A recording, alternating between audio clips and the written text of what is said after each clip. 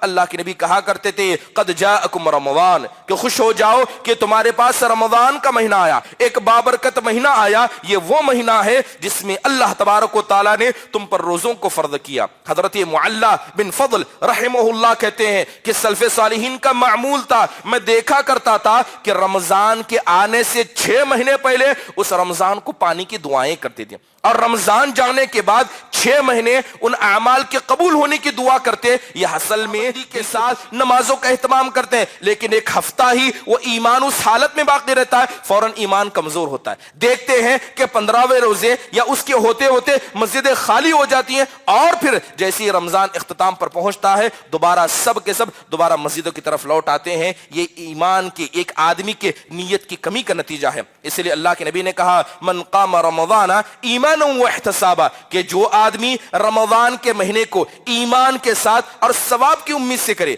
آپ نے مکمل رمضان کا مہینہ کہا، صرف رمضان کا بعض حصہ نہیں کہا۔ لہذا انسان کو نیت کرنی چاہیے کہ اللہ تعالیٰ اسے توفیق دے کہ جس طرح اس نے رمضان کی شروعات کی اسی طرح مکمل طور پر وہ آدمی رمضان تبارک و تعالیٰ کے رحمت کے دروازے کھلنے کے بعد اس میں نیت نہیں کرتا اور اس خیر کے مہینے کو ضائع کر دیتا ہے۔ تو ابن القیم رحم اللہ کہتے ہیں کہ جب اس نے ایک خیر کے مہینے کو یعنی ایک رمضان کو اس آدمی نے برباد کیا، آئندہ رمضان وہ آدمی نیت بھی کرے گا مگر اس گزشتہ رمضان کو برباد کرنے کی وجہ سے اللہ اسے سزا یہ دے گا کہ آئندہ رمضان بھی اس کا برباد ہوگا۔ کیونکہ جب انسان نے اللہ کی نعمت کی قدردانی نہیں کی، اللہ تعالیٰ آئندہ آنے والی نعمتوں سے بھی اسے خیر الحدیث کتاب اللہ وخير الهدي هدي محمد صلى الله عليه وسلم وشر الأمور محدثاتها وكل محدثة بدعة وكل بدعة ضلالة وكل ضلالة في النار، فأعوذ بالله من الشيطان الرجيم، بسم الله الرحمن الرحيم، يا أيها الذين آمنوا اتقوا الله حق تقاته ولا تموتن إلا وأنتم مسلمون، يا أيها الناس اتقوا ربكم الذي خلقكم من نفس واحدة وخلق منها زوجها وبث منهما رجالا كثيرا ونساء واتقوا الله الذي تساءلون به والأرحام إن الله كان عليكم رقيبا، يا أيها الذين آمنوا اتقوا الله وقولوا قولا سديدا يصلح لكم أعمالكم ويغفر لكم ذنوبكم ومن يطع الله ورسوله فقد فاز فوزا عظيما، وقال الله سبحانه وتعالى والذين جاهدوا فينا لنهدينهم سبلنا وإن الله لمع المحسنين۔ تمام قسم کی حمد و ثنا، بڑائی، کبریائی، تعریف و توصیف اس اللہ وحدہ لا شریک کے لیے لائق و زیبا ہے جس نے ساری کائنات کو عدم سے وجود بخشا۔ درود نازل ہو تمام انبیاء علیہم الصلاۃ والسلام پر جنہیں اللہ تبارک و تعالیٰ نے اپنی اپنی قوموں تک ہادی و رہبر بنا کر بھیجا، خصوصاً ہمارے اور آپ کے آخر نبی جناب محمد الرسول اللہ صلی اللہ علیہ وسلم کے ذات گرامی پر، جنہیں اللہ سبحانہ و تعالیٰ نے ایک ایسی شریعت سے نوازا جو شریعت رات کی تاریکی میں بھی دن کی طرح واضح اور روشن ہے۔ محترم حاضرین، خطبہ مسنونہ کے بعد آیت کریمہ پڑھی گئی۔ اللہ سبحانہ و تعالیٰ ارشاد فرماتے ہیں کہ جن لوگوں نے ہمارے راستے میں کوششیں کی ایسے لوگوں کو ہم اپنا راستہ آسان کر دیتے ہیں، اور بے شک اللہ تبارک و تعالیٰ احسان کرنے والوں کے ساتھ ہے۔ یہ بات ہم سب اچھی طریقے سے جانتے ہیں کہ اللہ کا یہ قانون ہے کہ جب بھی بندہ اللہ کے لیے کسی عبادت کو مقدم کرتا ہے، اللہ کے سامنے پیش کرتا ہے، تو اللہ اس عبادت کا موازنہ کرتا ہے، اللہ اسے تولتا ہے، کیا یا ان معیار اور اس سنت کے طریقے پر ہے جس کا حکم اللہ نے دیا ہے یا نہیں۔ اگر وہ چیز اللہ تعالیٰ کے بتائے ہوئے طریقے پر ہوتی ہے تو اللہ اسے قبول کر لیتا ہے۔ یہاں یہ بات غور کرنے کی ہے کہ انسان کو محنت کرنا، انسان کو دین کے مسئلے میں آگے بڑھنا یہ ہر مسلمان کے لیے ضروری ہے۔ کیا ایسا ہو سکتا ہے کہ اگر ماں باپ مسلمان ہوں اور وہ آدمی اسی گھر میں آنکھ کھولے بغیر عبادت کیے ہوئے کیا وہ اللہ کی رضامندی کو پا سکتا ہے؟ اللہ کی رضامندی یہ ہر انسان کو نصیب نہیں ہوتی، یہاں تک کہ اگر گھر نبیوں کا ہی کیوں نہ ہو، بسا اوقات اللہ باپ کو نبی بناتا ہے تو بیٹے کو اللہ کافر و مشرک بنا دیتا ہے۔ یقیناً یہ اللہ تبارک و تعالیٰ کا ایک بڑا انعام ہے جو ہر کسی کو نہیں ملتا۔ اسی لیے جب بھی بات اسلام کی جاتی ہے، اسلام نام ہے قربانی کا، کہ آپ کو اسلام کے لیے قربانی دینی ہوگی، اللہ کے لیے قربانی دینی ہوگی، اس کے رسول کے راستے میں قربانی دینی ہوگی۔ اگر کوئی آدمی یہ سمجھے کہ میرا عقیدہ، میرا یقین یہ مجھے اللہ کے پاس بغیر عمل کے کامیاب کر دے گا، یہ وہی عقیدہ تھا جسے یہودی مانا کرتے تھے۔ یہودی کہتے ہم تو اللہ کی اولاد ہیں، ہم اللہ کے ولی ہیں، ہم اللہ کے قریبی ہیں، لہذا ہمیں عمل کی ضرورت نہیں ہے۔ محترم حاضرین، یہ بات ہم سب جانتے ہیں کہ ابھی کچھ دنوں میں ایک خیر کا موسم، ایک ایسا مہینہ ہمارے اوپر سایہ فغن ہونے والا ہے جس موسم کے بارے میں، جس مہینے کے بارے میں قرآن و حدیث کے اندر بہت ساری بنیادی باتیں ہمیں بتائی گئی۔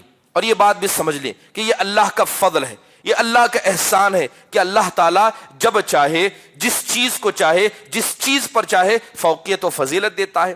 ساری زمین اللہ کی ہے، مگر اس کے بعد بھی اللہ نے اپنے گھر کو دوسرے جگہوں پر فضیلت بخشی ہے۔ سارے گھر اللہ کے ہیں، لیکن اس کے بعد بھی یہاں پر ایک نماز تو مدینۃ المنورہ کے اندر، مسجد نبوی کے اندر پڑھی گئی ایک نماز 1000 کے برابر ہوتی ہے، اور مکۃ المکرمہ کے اندر پڑھی گئی نماز اس سے زیادہ ہوتی ہے۔ یہ اللہ تعالیٰ کا فضل ہے۔ اللہ تعالیٰ نے سارے انسانوں کو ایک ہی ماں اور باپ سے پیدا کیا، مگر اللہ تعالیٰ نے کسی کو اپنا قریبی کیا تو اللہ نے کسی کو اپنی رحمت سے دور کیا، کسی کو اللہ نے نبی بنایا، کسی کو رسول بنایا تو اللہ نے رسولوں میں کسی کو اولو العزم بنایا، اور اولو العزم میں بھی اللہ تعالیٰ نے کسی کو سردار بنایا۔ یہ اللہ تعالیٰ کا فیصلہ ہے۔ سال کے 12 مہینے یہ اللہ نے پیدا کیے، لیکن اس کے بعد بھی اللہ ان 12 مہینوں میں سے 4 مہینوں کو حرمت والا کہتا ہے۔ ان 4 مہینوں میں کی گئی عبادتیں عام مہینوں کی عبادت کے مقابلے میں یہ زیادہ اللہ کو قریب ہوتی ہیں۔ مہینے کے 30-29 دن ہوتے ہیں، لیکن اس میں جمعہ کا دن یہ اللہ تعالیٰ کو پسند ہے۔ اللہ نے اس دن کو مسلمانوں کے لیے عید قرار دیا۔ اس طرح آپ دیکھیں کہ اللہ نے بہت ساری چیزوں کو اپنے لیے چن لیا۔ پانی ہوتا ہے، مگر بات جب زمزم کے پانی کی آئے، اللہ تعالیٰ نے اسے عام پانی پر فضیلت بخشی۔ محترم حاضرین، یہی وجہ ہے کہ جب اللہ نے جن چیزوں کو عزت بخشی، جن مہینوں کو اللہ نے مقام عطا کیا، جن لوگوں کو اللہ نے مقام عطا کیا، اگر انسان ان مہینوں میں عبادت کرے اور اللہ کی قربت حاصل کرنا چاہے، یقیناً وہ آدمی صحیح راستے پر ہے۔ جیسے کہ ہم سب جانتے ہیں کہ اللہ تعالیٰ نے بے شمار اعمال کرنے کا حکم دیا، اس میں سے کچھ واجبی عبادتیں، اس میں سے کچھ نفل عبادتیں، اس میں سے کچھ سنت کی عبادتیں ہیں، لیکن جو آدمی اللہ کے واجب کردہ عبادتوں کے ذریعے اللہ کی قربت حاصل کرنا چاہتا ہے، یہ زیادہ اللہ کی قربت اور اس کے رضامندی کا باعث ہے سنتوں اور نفل عبادتوں کے ذریعے۔ اسی لیے صحیح بخاری شریف کی روایت ہے، اللہ کے رسول صلی اللہ علیہ وسلم نے کہا تھا، اللہ تعالیٰ کہتا ہے وَمَا تَقَرَّبَ إِلَيَّ عَبْدِي بِشَيْءٍ أَحَبُّ إِلَيَّ مِمَّا افْتَرَضْتُ عَلَيْهِ، کہ اگر کوئی بندہ میری قربت حاصل کرنا چاہتا ہے، میرا پیارا بننا چاہتا ہے، تو اسے چاہیے کہ جن عبادتوں کو میں نے اس پر فرض کیا، ان عبادتوں کے ذریعے میری قربت حاصل کرے۔ محترم حاضرین، انہی واجب عبادتوں میں سے ایک آدمی جو عقل مند ہے، مسلمان ہے، بالغ ہے اور اپنے ہوش و حواس کے ساتھ ہے، اس پر رمضان کا مہینہ روزوں کو فرض قرار دیتا ہے۔ محترم حاضرین، اللہ کے نبی علیہ الصلوۃ والسلام کہا کرتے تھے اطلب الخیر دہرکم کلہ، کہ سال کے جو 12 مہینے ہیں، ہر مہینے میں اللہ سے فضل مانگا کرو، وتعرضوا لنفحات رحمت اللہ، لیکن یاد رکھنا کہ ان 12 مہینوں میں بھی اللہ تعالیٰ کی رحمت کے کچھ ایسے جھونکے ہیں جنہیں اللہ تعالیٰ زور سے چھوڑتا ہے۔ کوشش کرو کہ ان رحمت کے مہینے کو پاؤ۔ فإن للہ نفحات من رحمتہ یصیب بہا من یشاء من عبادہ، کیونکہ یہ رحمت کے موسم، یہ رحمت کے ایام اللہ تعالیٰ جسے چاہے صرف اسے نصیب کرتا ہے، ورنہ ہر آدمی رمضان کو پالے، اللہ کی مغفرت کو بھی پالے، ایسا ہونا ضروری نہیں ہے۔ محترم حاضرین، اللہ تعالیٰ نے ہر انسان کو بڑی مختصر زندگی عطا کی ہے، اور یہ زندگی موت سے پہلے انسان کو غنیمت سمجھنا چاہیے۔ اس لیے اللہ کے نبی کہا کرتے تھے اغتنم خمسا قبل خمس، کہ 5 چیزوں سے پہلے غنیمت جانو۔ اسی میں آپ نے کہا کہ اللہ تعالیٰ نے تمہیں زندگی بخشی ہے، اللہ نے تمہیں زمین کے اوپر رکھا ہے، اللہ نے تمہارا ٹھکانہ ابھی قبر اور زمین کے نیچے نہیں رکھا ہے، اس زندگی کو تم غنیمت جانو۔ اللہ تعالیٰ نے بیماری سے تمہیں بچا کر رکھا ہے، اپنی صحت کو غنیمت جانو۔ اللہ نے بڑھاپے سے بچا کر جوانی میں رکھا ہے، اس جوانی کو تم کیا ہے اللہ تبارک و تعالیٰ کے فضل کو مانتے اس کی غنیمت جانو۔ محترم حاضرین، رمضان کا مہینہ آتا ہے، ہم دیکھتے ہیں کہ بہت سارے لوگوں کے نزدیک رمضان کا مہینہ یہ عام مہینوں کی طرح ہے، آیا اور گیا۔ ان کی زندگی میں بہت ہی ادنا فرق پڑا کہ انہوں نے روزے رکھی، اس کے علاوہ نہ ان کی روح میں کوئی فرق آیا، نہ ان کے تقوی میں کوئی زیادتی ہوئی، نہ ان کے اعمال میں جو سال بھر کرتے تھے، نہ ان کی عادتوں میں جو سال بھر کرتے تھے کوئی فرق واقع ہوا۔ یاد رکھیں، حقیقت میں یہ ایسے لوگ ہیں جنہیں اللہ تعالیٰ نے اپنے رحمت سے دور کر کے رکھا ہے۔ علامہ ابن القیم رحمہ اللہ اپنی کتاب کے اندر لکھتے ہیں کہ جب اللہ تبارک و تعالیٰ کسی انسان کو اپنے خیر کے موسموں میں سے، یعنی اپنی رحمت میں سے، خصوصی طور پر رمضان اور یہ حرم کردہ مہینے ہیں، یہ جو 4 مہینے ہیں، ان مہینوں میں سے کسی آدمی کو اللہ تعالیٰ یہ مہینے نصیب کرتا ہے۔ اب آدمی کیا کرتا ہے؟ اس میں ارادہ کرتا ہے، اس کے اندر کیا ہے؟ اللہ تبارک و تعالیٰ کے سامنے عمل کرنے کا پختہ عزم کرتا ہے، اللہ تعالیٰ اس کی نیت کے اعتبار سے اس کی مدد کر دیتا ہے۔ لیکن اگر کوئی آدمی اللہ تبارک و تعالیٰ کے رحمت کے دروازے کھلنے کے بعد اس میں نیت نہیں کرتا اور اس خیر کے مہینے کو ضائع کر دیتا ہے، تو ابن القیم رحم اللہ کہتے ہیں کہ جب اس نے ایک خیر کے مہینے کو، یعنی ایک رمضان کو اس آدمی نے برباد کیا، آئندہ رمضان وہ آدمی نیت بھی کرے گا مگر اس گزشتہ رمضان کو برباد کرنے کی وجہ سے اللہ اسے سزا یہ دے گا کہ آئندہ رمضان بھی اس کا برباد ہوگا۔ کیونکہ جب انسان نے اللہ کی نعمت کی قدردانی نہیں کی، اللہ تعالیٰ آئندہ آنے والی نعمتوں سے بھی اسے محروم کرتا ہے۔ پھر علامہ ابن قیم رحم اللہ کہتے ہیں ان اللہ یحول بین المرء وقلبہ، یاد رکھنا کہ اللہ تعالیٰ ہر انسان اور اس کے دل کے درمیان موجود ہے، اللہ جب چاہے انسان کے دل کو پلٹ دیتا ہے۔ تو یہ بات پتا چلی کہ جو لوگ رمضان کے مہینے کو ضائع کر دیتے ہیں، نہ اس میں اس طرح روزے رکھتے ہیں، نہ ان کے روزے انہیں اس طرح فائدہ پہنچاتے ہیں، نہ اس میں وہ قیام اللیل کا اہتمام کرتے ہیں، نہ اعتکاف کی نیت کرتے ہیں، نہ صدقہ و خیرات کرتے ہیں، اور نہ ہی نفل عبادتیں اور بندوں کے ساتھ احسان کرنے کی نیت بھی نہیں کرتے ہیں۔ جو آدمی نیت نہیں کرتا اللہ اسے عمل کی توفیق بھی نہیں دیتا۔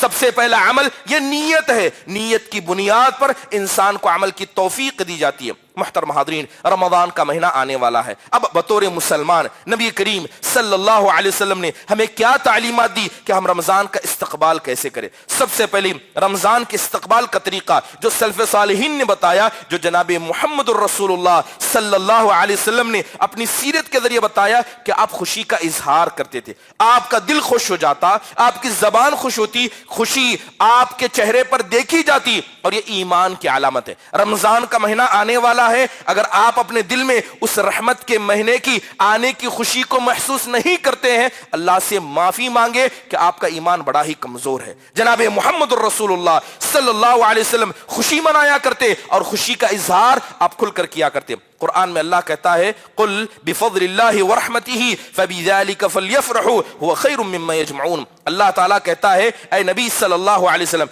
آپ ان سے کہہ دیجئے کہ جب بھی اللہ کا فضل، اس کی رحمت تمہارے پاس آ کر لگ جائے تو خوش ہو جاؤ، یہ وہ بہتر ہے جن چیزوں سے تم جمع کرتے ہو۔ محترم حاضرین، امام احمد بن حنبل رحمہ اللہ نے اپنی کتاب میں جناب محمد الرسول اللہ صلی اللہ علیہ وسلم کی حدیث کو نقل کرتے ہوئے کہا، اللہ کے نبی کہا کرتے تھے قد جاءکم رمضان، کہ خوش ہو جاؤ کہ تمہارے پاس رمضان کا مہینہ آیا، ایک بابرکت مہینہ آیا، یہ وہ مہینہ ہے جس میں اللہ تبارک و تعالیٰ نے تم پر روزوں کو فرض کیا۔ حضرت معلّہ بن فضل رحمہ اللہ کہتے ہیں کہ سلف صالحین کا معمول تھا، میں دیکھا کرتا تھا کہ رمضان کے آنے سے 6 مہینے پہلے اس رمضان کو پانے کی دعائیں کرتے تھے۔ اور رمضان جانے کے بعد 6 مہینے ان اعمال کے قبول ہونے کی دعا کرتے، یہ اصل میں دل کی خوشی کا اظہار تھا، اس کے آنے کی دعا کرنا، اس کے جانے کے بعد اس کے عمل کی دعا کرنا۔ محترم حاضرین، اللہ تعالیٰ اس رمضان کے ذریعے پیغام دیتا ہے۔ کسے پیغام دیتا ہے؟ ہر انسان کو پیغام دیتا ہے۔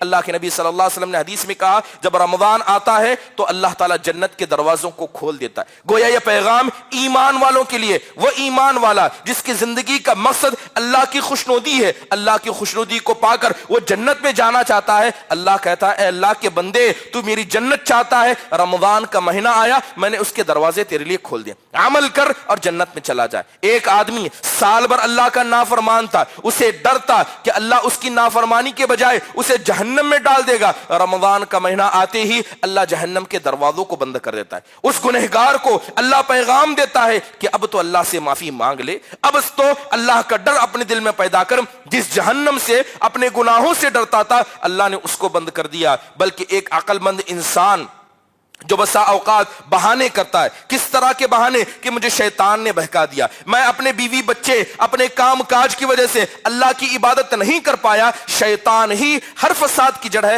اللہ پیغام دیتا ہے کہ رمضان کا مہینہ آیا، میں نے اس شیطان کو بھی باندھ دیا۔ اب اس کے بعد اللہ کے رحمت کے دروازے، جنت کے دروازے کھل گئے، جہنم کے دروازے بند کر دیے گئے، شیطان کو قید کر دیا گیا، اور اس رحمت کو اللہ نے، اس مہینے کو اللہ نے بذات خود مبارک اور رحمت والا کہہ دیا۔ اتنا سب اللہ نے دیا، اس کے بعد بھی انسان اس کی قدردانی نہ کرے تو آپ کو کیا لگتا ہے کہ اللہ تعالیٰ ایسے لوگوں کو بخشے گا؟ کیا اللہ تعالیٰ ایسے لوگوں کے ساتھ رحمت کا معاملہ کرے گا؟ محترم حاضرین، یحییٰ ابن ابی کثیر رحمہ اللہ دعا کیا کرتے، کہتے تھے اللہم سلمنی لرمضان، اے اللہ رمضان آنے تک تو میرے جسم کو صحیح سالم رکھنا، سلم لی رمضان، جب رمضان آ جائے تو اس میں عبادت کرنے تک مجھے صحیح سالم رکھنا، اے اللہ اس کے بعد جب رمضان گزر جائے تو اسی سلامتی کے ساتھ اے اللہ تو میری عبادتوں کو قبول کرنا۔ ابن بکر بن ابی مریم رحمہ اللہ کہا کرتے تھے قد حضرکم مطہر، اے لوگوں خوش ہو جاؤ،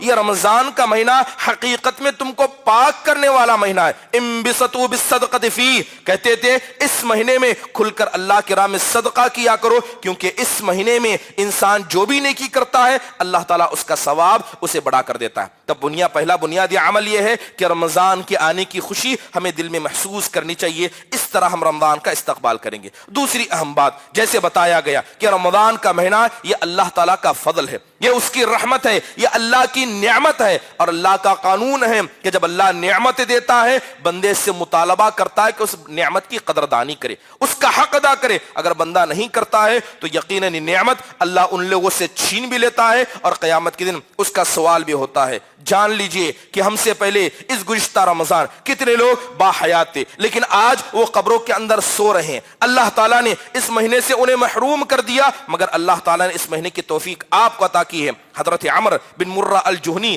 رضی اللہ عنہ کہتے ہیں کہ وہ اللہ کے نبی صلی اللہ علیہ وسلم کے پاس آئے اور آ کر کہتے ہیں اے اللہ کے نبی ارأیت ان شہدت ان لا الہ الا اللہ وانک رسول اللہ، اے اللہ کے نبی اس آدمی کے بارے میں آپ کا کیا گمان ہے جو کہے لا الہ الا اللہ محمد الرسول اللہ، 5 وقتہ نمازوں کو پڑھے اور زکوٰۃ کو ادا کرے، رمضان کا روزہ رکھے؟ اے اللہ کے نبی یہ بتائیے اگر اتنا سب کچھ میں کر لوں تو میرا کیا حال ہوگا؟ تو اللہ کے نبی صلی اللہ علیہ وسلم کہتے ہیں کہ جتنی باتیں تم نے کہی ہیں اگر کہنے میں سچے ہو، عمل میں پکے ہو اور اللہ اس کے رسول کے مطابق عمل کرنے والے ہو تو جان لینا اللہ تعالیٰ تمہارا مقام صدیقین اور شہداء کے ساتھ کرے گا۔ محترم حاضرین، ایک حدیث ہم نے بارہا سنی کہ ایک اللہ کے بندے نے ایک رمضان کو پایا، دوسرا زیادہ عبادت گزار تھا لیکن ایک رمضان کو نہیں پایا، ان دونوں کے اعمال میں بڑا فرق دیکھا گیا۔ یہ بات ہمیں سمجھنی ہے، یہ بات ہمیں سمجھنی ہوگی کہ رمضان کا مہینہ بسا اوقات ایک آدمی کی زندگی بھر کے سارے گناہوں کا کفارہ بن کر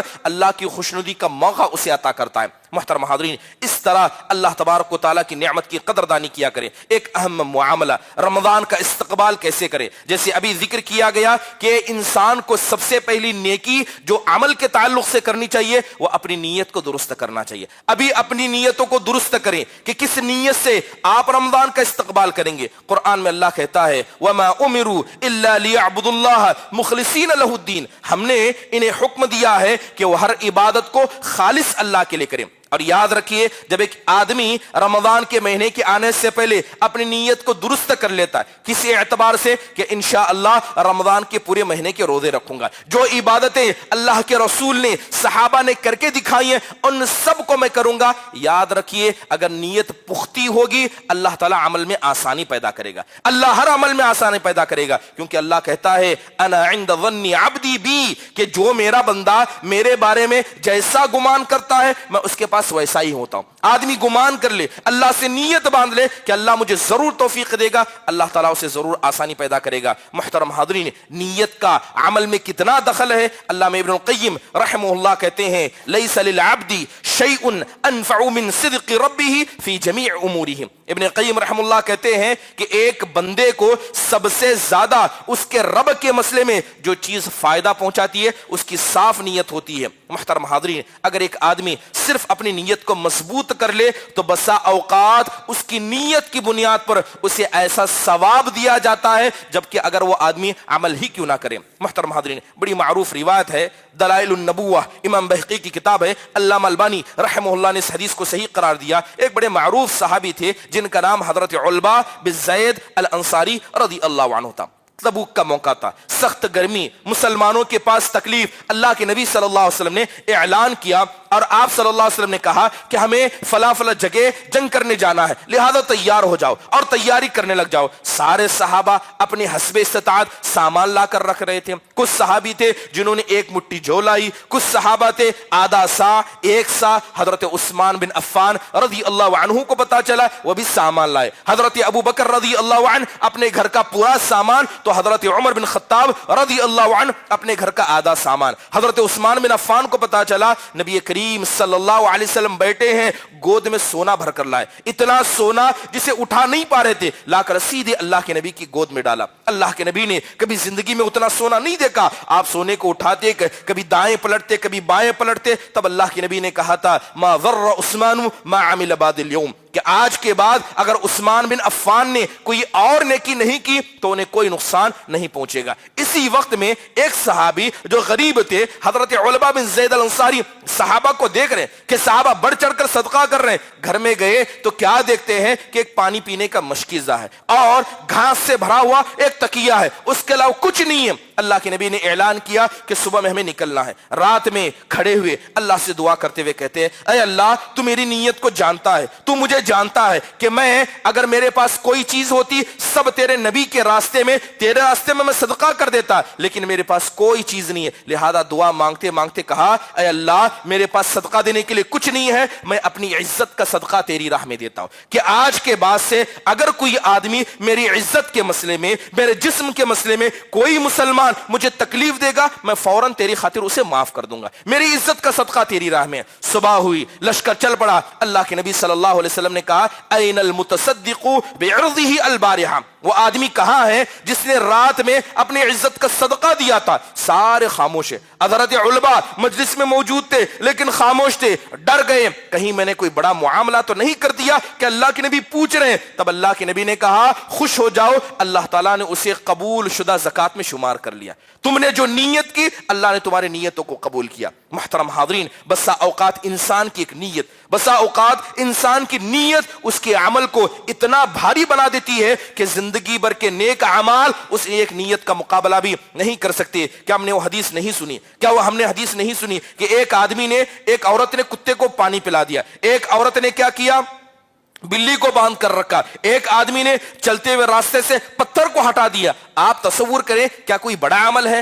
ظاہراً عمل چھوٹا ہے لیکن عمل اور نیتیں اتنی بلند تھی کہ اللہ تبارک و تعالیٰ نے اتنا بلند مقام عطا کیا. رمضان کا مہینہ آنے والا ہے, ابھی اپنے سے نیتوں کو مضبوط کر لیں. امام جنید رحمہ اللہ فرماتے ہیں ان للہ عبادا ان للہ عبادا عاقلوا, کہتے ہیں کہ بے شک اللہ کے کچھ ایسے بندے ہیں جنہیں اللہ نے عقل سے نوازا. جیسی انہوں نے عقل کو پایا انہوں نے عمل کیا, جب عمل کیا تو عمل میں اخلاص کو لایا, اور جیسی ہی عمل میں وہ اخلاص کو لے آئے, اپنی نیت کو درست کیا, اللہ تعالیٰ نے سارے عمل کے دروازے ان کے لیے کھول دے. ابن عباس رضی اللہ عنہ کہا کرتے تھے انما يحفظ الرجل على قدر نیته, کہ اللہ تعالیٰ کسی آدمی کے سینے میں علم ہو یا اس کے دین کی حفاظت ہو, اس کی نیت کے اعتبار سے اس کو عطا کرتا ہے. بڑا مشہور قول سلف صالحین کا ہے, رب عمل صغیر یکبرہ النیہ ورب عمل کبیر یصغرہ النیہ. سلف صالحین کہا کرتے تھے بسا اوقات عمل بڑا چھوٹا ہوتا ہے, عمل بڑا معمولی ہوتا ہے, لیکن نیت اتنی بڑی ہوتی ہے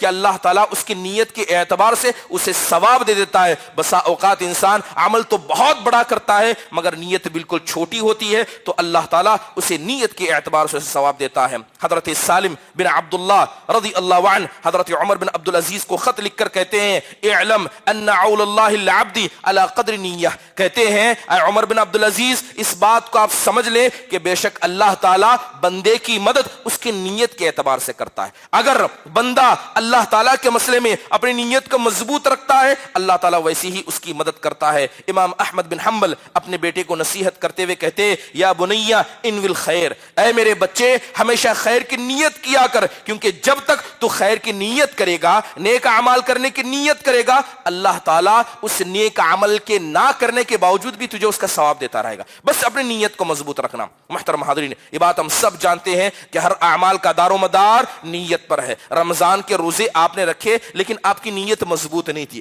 آپ نے زکوٰۃ ادا کی آپ کی نیت صحیح نہیں تھی, آپ نے صدقہ دیا, آپ نے دین کی خدمت کی, آپ نے اعتکاف کیا, آپ نے سب کچھ کیا, لیکن نیت درست نہیں ہوگی, یہ عمل اللہ کے یہاں تک نہیں پہنچے گا. محترم حاضرین, اس کے علاوہ ایک اہم عمل جس کے ذریعے ہمیں رمضان کا استقبال کرنا ہے, جس میں نیت کا اہم دخل ہے, ابھی سے نیت کریں کہ انشاءاللہ رمضان کا مکمل مہینہ ہم کیا کریں گے, اللہ کی عبادت کریں گے. دیکھا جاتا ہے کہ پہلا عشرہ کہیں یا شروع کا ایک ہفتہ کہیں لوگ درس و دروس میں بڑھتے ہیں, بڑی پابندی کے ساتھ نمازوں کا اہتمام کرتے ہیں, لیکن ایک ہفتہ ہی وہ ایمان اس حالت میں باقی رہتا ہے, فوراً ایمان کمزور ہوتا ہے. دیکھتے ہیں کہ 15ویں روزے یا اس کے ہوتے ہوتے مسجدیں خالی ہو جاتی ہیں, اور پھر جیسے ہی رمضان اختتام پر پہنچتا ہے دوبارہ سب کے سب دوبارہ مسجدوں کی طرف لوٹ آتے ہیں. یہ ایمان کے ایک آدمی کے نیت کی کمی کا نتیجہ ہے. اس لیے اللہ کے نبی نے کہا من قام رمضان ایمانا واحتسابا, کہ جو آدمی رمضان کے مہینے کو ایمان کے ساتھ اور ثواب کی امید سے کرے. آپ نے مکمل رمضان کا مہینہ کہا, صرف رمضان کا بعض حصہ نہیں کہا. لہذا انسان کو نیت کرنی چاہیے کہ اللہ تعالیٰ اسے توفیق دے کہ جس طرح اس نے رمضان کی شروعات کی اسی طرح مکمل طور پر وہ آدمی رمضان کے مہینے میں عبادت کرے گا. ایک بڑا اہم مسئلہ وقت کا صحیح استعمال ہے. آج ہم دیکھتے ہیں کہ رمضان کا مہینہ تو آ جاتا ہے لیکن لوگوں کے پاس کوئی تنظیم نہیں ہوتی ہے. سفر کو جانا ہے, کوئی بزنس کا کام کرنا ہے, انسان خاکہ بناتا ہے, ڈائیگرام بناتا ہے کہ میں پہلے یہ کروں گا, میں پہلے وہ کروں گا. بتائیے اللہ کے حقیقی بندے کچھ ایسے بھی ہیں جو رمضان کے آنے سے پہلے ڈائیگرام بنا دے کہ میں اس کام کو کروں گا, میں ان اعمال کو کروں گا, میں ان چیزوں سے بچوں گا. یاد رکھیے جب تک آپ اللہ کے سامنے اپنی نیتوں کو یہ نہ دکھائیں اے اللہ میں رمضان کا مہینہ پانا چاہتا ہوں, اے اللہ تیری مغفرت چاہتا ہوں, اللہ کی مدد کبھی انسان کے پاس نہیں آ سکتی. محترم حاضرین, رمضان کا مہینہ دیکھا جاتا ہے کہ خاص کر مرد حضرات یا خاص کر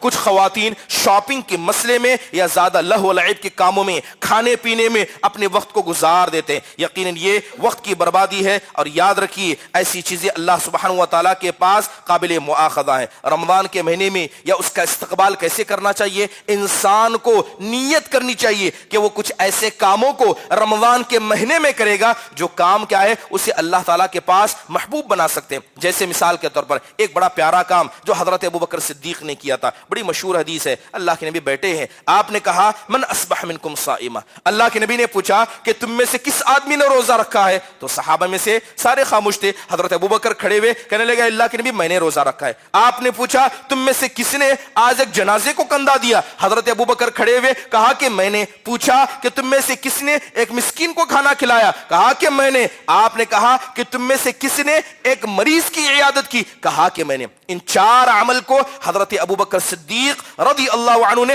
ایک دن میں کیا تھا. کیا تھا؟ روزہ رکھنا، جنازے کو کندھا دینا، ایک مسکین کو کھلانا اور ایک مریض کی عیادت کرنا. اللہ کے نبی نے کہا جس آدمی کے پاس یہ چیزیں اکٹھا ہو جائیں اللہ تعالیٰ اس کے لیے جنت کے دروازے آسان کرتا ہے. ابھی سے نیت کریں، رمضان کا مہینہ آنے والا ہے، ایک دن زندگی میں ایسا ضرور آئے کہ اس حدیث پر آپ ضرور عمل کریں اور اللہ سے امید رکھیں کہ اللہ تعالیٰ ضرور اس کا مجھے بہترین ثواب دے گا. اور ایک حدیث اللہ کے نبی صلی اللہ علیہ وسلم کہتے ہیں کہ جو آدمی لگاتار 40 دن تک تکبیر تحریمہ کے ساتھ نماز پڑھتا ہے اللہ اس کی گردن کو 2 چیزوں سے آزاد کر دیتا ہے. ایک، اللہ اس کی گردن کو جہنم سے آزاد کرتا ہے اور ایسے آدمی کے دل میں کبھی نفاق نہیں آ سکتا. رمضان کا مہینہ اس حدیث پر عمل کرنے کا بہترین مہینہ ہے. چاہے رمضان کے پہلے کے 10 دن لے یا رمضان کے بعد کے 10 دن، 30 دن رمضان کے اور 10 دن جوڑ لیں اور کوشش کریں کہ اس حدیث پر آپ عمل کریں. ہر نماز کو تکبیر تحریمہ کے ساتھ مسجد میں آ کر ادا کریں. ضرور عمل کرنے کی کوشش کریں. ہمیں نہیں پتا کہ ہمارے عمل کہاں تک اللہ تک پہنچتے ہیں اور کہاں تک ان کا ثواب ہمیں دیا جاتا ہے، لیکن کچھ کام انسان کو ایسا ضرور کرنا چاہیے جس کی بنیاد پر انسان اللہ تعالیٰ سے خیر کی امید رکھ سکتا ہے. محترم حاضرین، رمضان کے مہینے کا استقبال دل کی پاکی کے ذریعے کرے. دل کو پاک و صاف کرے. کس سے پاک و صاف کرے؟ سب سے پہلے اپنے دل کو حسد سے پاک کرے، کینے سے پاک کرے، بغض و عداوت سے پاک کرے. کیسا لگے گا کہ ایک آدمی روزہ رہتا ہے، اپنے بزنس کو چھوڑ دیتا ہے، اللہ کے لیے قرآن کی تلاوت کرتا ہے، لیکن اسے بتا دیا جائے کہ تیری عبادتیں آسمان تک پہنچی نہیں، اللہ نے انہیں قبول ہی نہیں کیا ہے. ایسا ہو سکتا ہے جب انسان اپنے دل میں کسی مسلمان کے لیے نفرت رکھے، انسان اپنے دل میں کسی کے لیے بغض و عداوت رکھے. دل کی سلامتی یہ اعمال کے اللہ کے یہاں قبول ہونے کی ایک بڑی کیا ہے، بڑی سعادت کی بات ہے. حضرت ابو ہریرہ رضی اللہ عنہ کی حدیث ہے، اللہ کے نبی نے کہا تعرض اعمال الناس یوم الاثنین والخمیس. آپ صلی اللہ علیہ وسلم نے کہا کہ جب پیر کا دن ہوتا ہے، جمعرات کا دن ہوتا ہے، بندے کے ہفتے بھر کے اعمال اللہ کے پاس پہنچا دیے جاتے ہیں. اللہ تعالیٰ ہر آدمی کو معاف کرتا ہے سوائے 2 آدمی کے. اللہ ہر آدمی کے عمل کو بھی قبول کرتا ہے سوائے 2 آدمی کے. ایک وہ جس نے شرک کیا ہو اور دوسرا وہ جس کے اس کے اور اس کے بھائی کے دل کے درمیان کسی قسم کا رنجش باقی ہو. اپنے دلوں کو ابھی سے پاک کر لیں. اگر آپ کے معاملات کسی کے ساتھ الجھے ہو، یاد رکھیے ہمارا ایمان اتنا کمزور ہو گیا ہے، انسان سمجھتا ہے کہ میں اس سے انتقام لوں گا، میں اسے دنیا میں دکھاؤں گا. جب آپ کوشش کریں جناب محمد الرسول اللہ صلی اللہ علیہ وسلم کی زندگی پر غور کریں، آپ ہر مسئلے کو اللہ کے حوالے کر دیتے. مشکل آئی، دشمنوں نے ستایا، آپ نے اللہ کے حوالے کیا. آپ نے کبھی بڑھ کر کسی کا بدلہ لینا نہیں چاہا. اللہ تعالیٰ کہتا ہے کہ وَمَن يَتَوَكَّلْ عَلَى اللَّهِ فَهُوَ حَسْبُهُ، جو اللہ پر بھروسہ کرے، مسئلے کو اللہ کے حوالے چھوڑ دے، اللہ سے بڑھ کر کوئی کارساز نہیں، اللہ سے بڑھ کر کسی آدمی کو سزا دینا یا کسی آدمی کی مدد کرنے سے بڑھ کر نہیں. تمام معاملات کو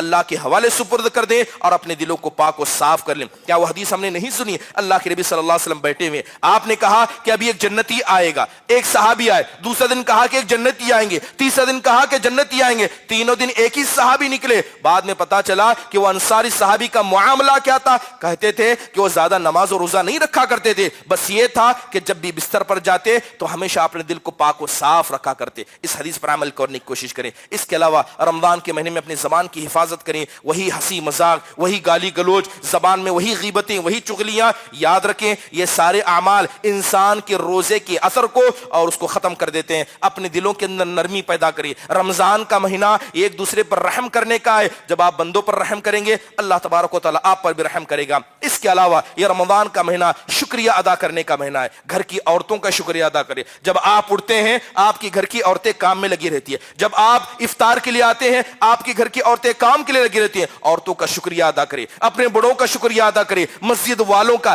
ہر وہ آدمی جو رمضان کے مہینے میں آپ کی عبادت میں مددگار ہو اس کا شکریہ ادا کرنا سیکھیں، کیونکہ کوئی آدمی جب تک وہ بندوں کا شکریہ نہیں ادا کرتا یاد رکھیں وہ اللہ کبھی کبھی شکر ادا نہیں کر سکتا. اس کے علاوہ رمضان کا مہینہ آنے سے پہلے توبہ و استغفار کریں. یہ سب سے ایک بہترین عبادت ہے. محترم حاضرین، رمضان کے مہینے میں کوشش کریں. کس بات کی کوشش کریں؟ کہ کم سے کم 1 سے زیادہ مرتبہ قرآن ختم کرنے کی کوشش کریں. مکمل تراویح کو امام کے ساتھ پڑھنے کی کوشش کریں. بعض حضرات کو دیکھا جاتا ہے کہ کچھ کاموں کو رمضان میں ادا کرتے ہیں جو نہیں کرنے چاہیے. جیسے استقبال رمضان کا بعض لوگ روزہ رکھتے ہیں کہ ہمیں رمضان میں روزہ رکھنا ہے، اس کے آنے سے پہلے 1-2 دن ایڈوانس روزہ رکھتے ہیں جو شریعت سے ثابت نہیں ہے. اور بعض تاجر حضرات جیسے رمضان کا مہینہ آ گیا، یہ ٹوپی جو 200 میں آتی تھی رمضان میں آتے 250 ہو جاتی. وہ کھجور دیکھا جاتا ہے کہ تاجر حضرات رمضان کے مہینے کا غلط فائدہ اٹھاتے ہوئے تجارت میں مول بھاؤ میں زیادہ کر دیتے ہیں، بلکہ تجارت کی کیا ہے،